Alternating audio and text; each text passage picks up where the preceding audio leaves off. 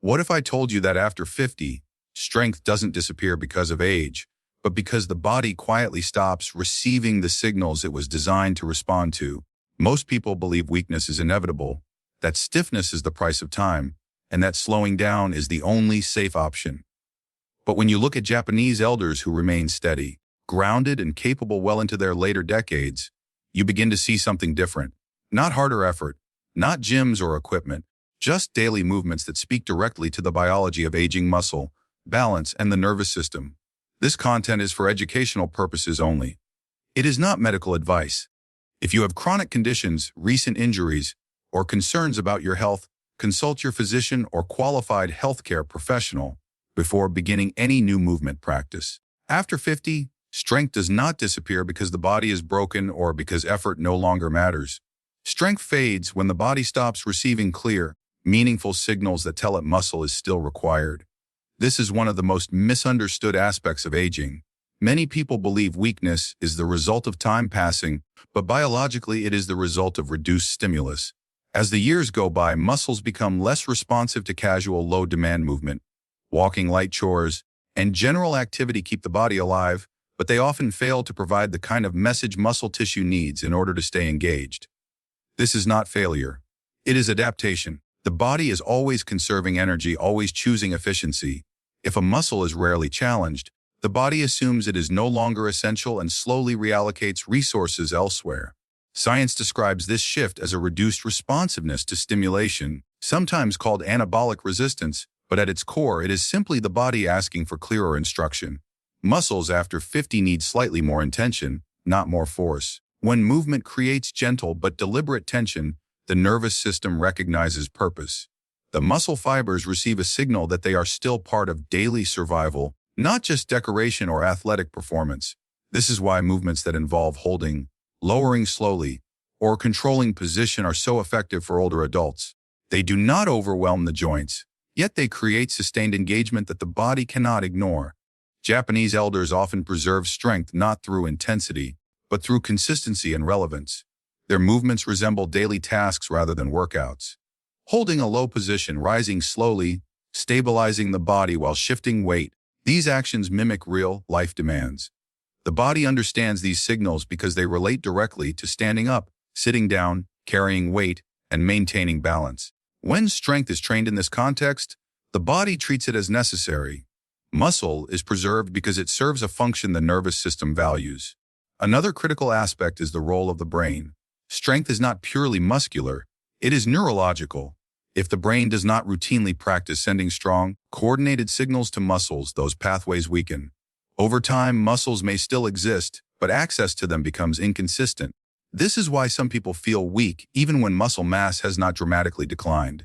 Intentional movement restores this connection. Slow, controlled effort tells the brain to stay involved, to keep these pathways open. The result is not explosive strength, but dependable strength, the kind that shows up when standing from a chair or catching balance during a misstep.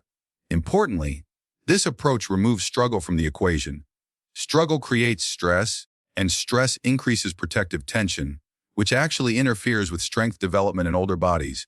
Calm, controlled effort allows muscles to engage fully without triggering defensive patterns. The body feels safe enough to adapt. Strength becomes something that emerges quietly rather than something that must be forced. And when the body senses that strength supports daily life rather than threatens it, it chooses to keep it active.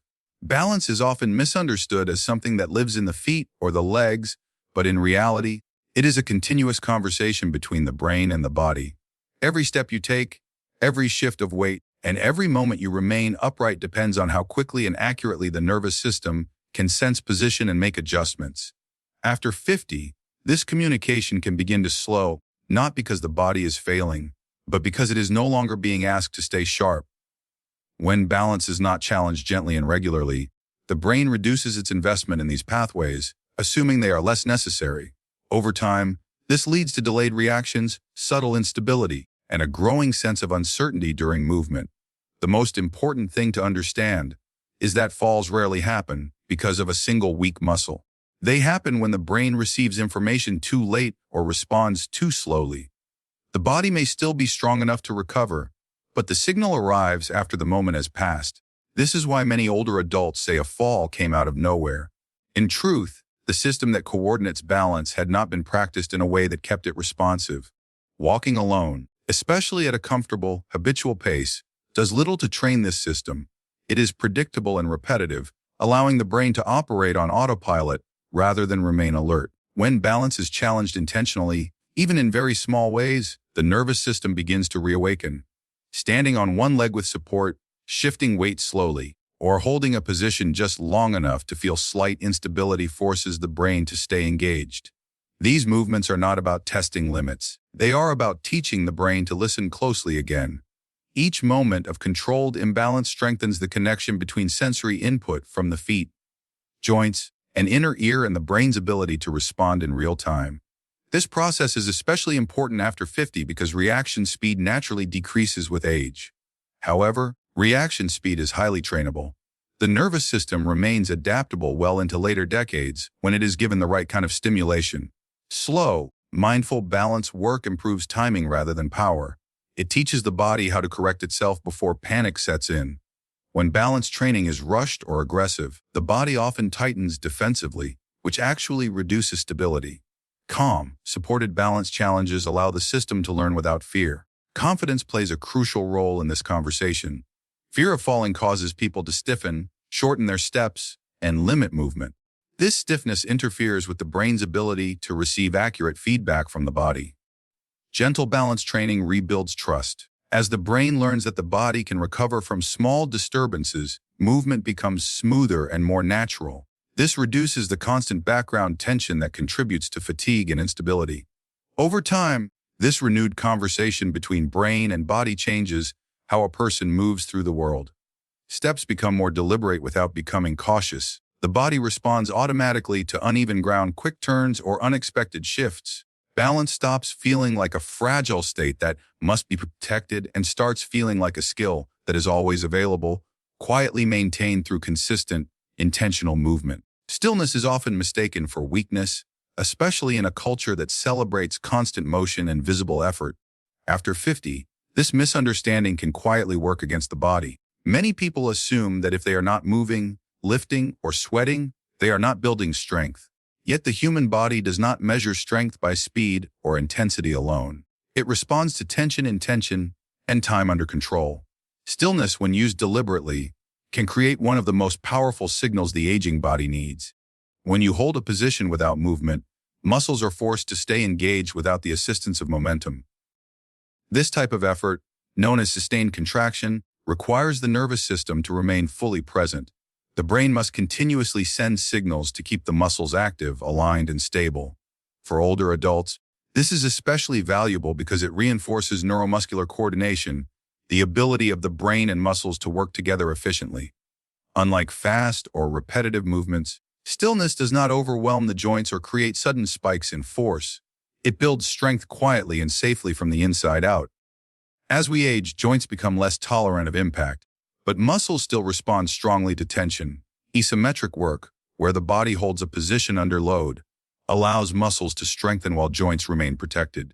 This is why simple positions like holding a seated stance, pressing into the floor, or maintaining a stable posture can feel surprisingly challenging. The muscles are working continuously, and the body cannot rely on bouncing or shifting to make the effort easier. Over time, this sustained demand improves muscle endurance, joint stability, and postural control. Stillness also has a powerful effect on the nervous system. When movement stops, awareness increases. You begin to feel where tension is held, where alignment is off, and where the body wants to compensate. This awareness is not a side effect. It is part of the training. The brain learns to recognize subtle changes in posture and muscle engagement, which improves control during everyday activities. Standing up from a chair, carrying groceries, or walking on uneven ground all require brief moments of controlled stillness before and after movement. Training these moments directly prepares the body for real life. There is also a psychological dimension to stillness that is often overlooked. Holding a position requires patience, focus, and calm breathing. These qualities reduce the stress response that tightens muscles unnecessarily. When the body is calm, muscles activate more efficiently and fatigue less quickly. This is particularly important after 50, when anxiety about pain or falling can interfere with natural movement. Practicing stillness teaches the body that effort does not have to feel rushed or aggressive to be effective. Over time, stillness reshapes the way strength is experienced. Instead of feeling fragile or reactive, the body begins to feel grounded and dependable. Muscles learn to support the skeleton without constant movement, and the nervous system learns to maintain control without tension. This kind of strength does not announce itself loudly. It shows up in steadier steps, easier transitions, and a quiet confidence that movement can be trusted again. Daily movement is often framed as a way to protect the body, but its deeper role goes far beyond muscles, joints, or flexibility. After 50, movement becomes closely tied to identity. It shapes how a person sees themselves, how they relate to the world, and how confident they feel navigating everyday life. When movement fades, it is rarely just physical ability that is lost. It is familiarity, independence, and the quiet sense of self that comes from knowing what your body can do. The human brain does not separate physical action from personal identity. Every repeated movement reinforces neural pathways that say, "This is who I am and this is how I exist in my environment." Walking to the kitchen, standing from a chair, reaching for an object, these are not just tasks, they are expressions of autonomy. When daily movement becomes limited, the brain slowly rewrites those expectations. People begin to define themselves by what they avoid rather than what they can do. This shift often happens silently, long before any medical diagnosis appears. Research on aging consistently shows that people who maintain regular, intentional movement retain higher levels of confidence, decision-making ability, and emotional resilience. This is not because movement prevents aging, but because it preserves continuity. The body remembers patterns, and the mind takes comfort in familiarity. When those patterns are repeated daily, even in gentle forms, the nervous system stays engaged with the idea of participation rather than withdrawal. Movement becomes a reminder that life is still being lived actively, not managed cautiously. Daily movement also preserves identity by maintaining roles. A person who can rise easily from the floor remains someone who plays with grandchildren.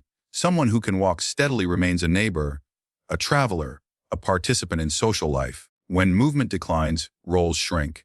Not because the person has changed, but because access to those roles becomes physically demanding. Regular movement protects those access points. It keeps doors open, both literally and metaphorically. There is also a powerful feedback loop between movement and memory. The brain encodes experiences through action. Repeated movements anchor memories of competence and control. When daily movement stops, the brain receives fewer signals that reinforce capability. Over time, this can lead to hesitation, doubt, and a feeling of unfamiliarity in one's own body. Gentle daily movement interrupts this process. It tells the brain that the body is still reliable, still responsive, still part of the self. Importantly, daily movement does not need to be intense or structured to have this effect. It simply needs to be intentional. Small rituals performed consistently carry meaning. Standing slowly with control, holding balance for a moment, lowering into a seated position with awareness, these actions reaffirm identity through repetition. They say, "I am someone who moves, who participates, who chooses engagement over retreat." As people age, they are often encouraged to rest more and risk less. While rest has its place, excessive caution can quietly erase parts of identity that were built over decades. Daily movement acts as a counterbalance. It is not about proving strength or chasing youth. It is about continuity. It keeps the line unbroken between who someone has been and who they are becoming, allowing the body and mind to move forward together without losing themselves along the way. As the body ages, the way muscles respond to stress changes in subtle but important ways. For decades, many people were taught that progress only comes from pushing harder, moving faster, and ignoring discomfort. That mindset may work for younger bodies, but after 50 it often creates the opposite effect. Aging muscles do not respond well to aggression. They respond to clarity, consistency, and respect. When movement is applied with understanding rather than force, the body adapts more reliably and with fewer setbacks. Muscle tissue remains capable of growth and adaptation well into later life, but it requires a different kind of signal.